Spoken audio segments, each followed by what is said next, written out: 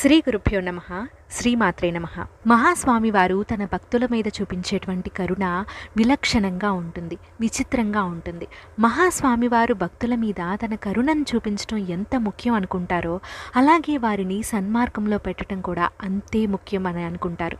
ఎందుకంటే మహాస్వామి వారు ధర్మస్వరూపం, అత్యంత ఆచార ప్రియులు, సన్మార్గ ప్రియులు. అందుకని మహాస్వామి వారు తన దగ్గరికి వచ్చేటువంటి భక్తులను సన్మార్గంలో పెట్టే బాధ్యతని ఎప్పుడూ స్వీకరిస్తారు. అలా మహాస్వామి వారు తన దగ్గరికి వచ్చిన భక్తురాలైనటువంటి ఒక ముసలావిడ దారి తప్పి బ్రతుకుతూ ఉంటే ఆమె జీవితాన్ని ఎలా ఉద్ధరించారో ఈ వీడియోలో మనం తెలుసుకుందాం. వీడియోని ఎక్కడా స్కిప్ చేయకుండా చివరి వరకు జాగ్రత్తగా వినండి. నడిచే దైవం పరమాచార్య స్వామివారి దర్శనం కోసం ఒక ముసలావిడ వరుసలో వచ్చి నిలబడుతుంది. ఆమె తెల్ల చీర కట్టుకొని మెడలో రుద్రాక్షమాలలు, స్ఫటికమాలలు ధరించి నుదుట విభూతి రేఖలు పెట్టుకొని తన వంతు రాగానే అత్యంత భక్తి వినమ్రతతో మహాస్వామి వారికి నమస్కరించి తీర్థం తీసుకోవడానికి ముందుకు వస్తుంది. మహాస్వామి వారు ఆవిడను చూసిన వెంటనే అక్కడ ఉన్నటువంటి మఠం పరిచారకుడిని పిలిపించి వంటగదిలోకి వెళ్ళి 100 నిమ్మకాయలు తీసుకురమ్మని చెప్పి ఆదేశిస్తారు మహాస్వామి వారు.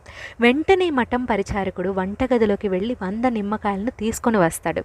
అలా వచ్చిన వెంటనే మహాస్వామి వారు వీటిని ఆ ముసలావిడికి ఇవ్వు అని ఆదేశిస్తారు. వెంటనే ఆవిడ అయోమయంగా చూస్తుంది. ఆమెకి అర్థం కాదు. ఎందుకంటే మామూలుగా స్వామివారు ప్రసాదం ఇవ్వాలి అని అనుకుంటే 1 లేదా 2 నిమ్మకాయలు ఇస్తారు, ఇలా 100 నిమ్మకాయలను ఇవ్వరు. అందుకని ఆవిడ ఆలోచించుకుంటూ మహాస్వామి వారి వైపు ప్రశ్నార్థకంగా చూస్తుందన్నమాట.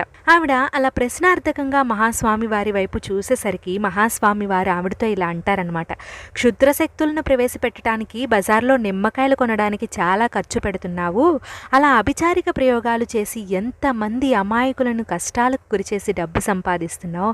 అందుకే ఈ నిమ్మకాయలు తీసుకో, ఇవి నీ పిశాచ పనులకు పనికి వస్తాయి అని చెప్పి కొంచెం కటువుగా దృఢమైన స్వరంతో మహాస్వామి వారు ఆమెతో చెప్తారనమాట. అలా మహాస్వామి వారు దృఢమైన స్వరంతో కటువుగా చెప్పేసరికి ఆ ముసలావిడలో కలవరం మొదలవుతుంది. అసలు తను రహస్యంగా చేసే పనులు మహాస్వామి వారికి ఎలా తెలిసాయో అర్థం కాక భయపడిపోయి చేసిన తప్పుకి పశ్చాత్తాపపడుతూ కన్నీళ్లు పెట్టుకుంటుంది.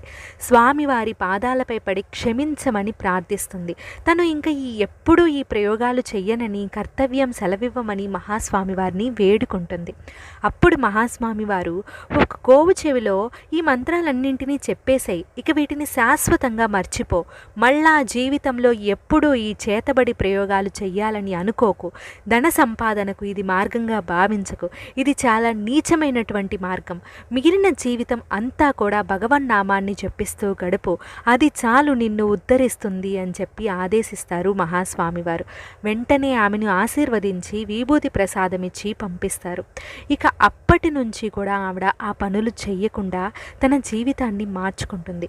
తన జీవితం అంతా కూడా నిరంతరం రామనామ జపం చేస్తూ గడుపుతుంది. మహాస్వామి వారి ఆదేశానుసారం ఆయన మాటను గౌరవించి వాళ్ళ జీవితాలను నిలబెట్టుకున్న శిష్యులు ఎంతో మంది ఉన్నారు. ఇలాంటి మహాగురువుల పాదాలను ఆశ్రయిస్తే మన జీవితంలో కూడా తీరిపోని సమస్యలు అంటూ ఉండవు. కాకపోతే మనం చేయాల్సిందల్లా నిజాయితీతో, అపారమైనటువంటి నమ్మకంతో మహాస్వామి వారి పాదాలను ఆశ్రయించడమే.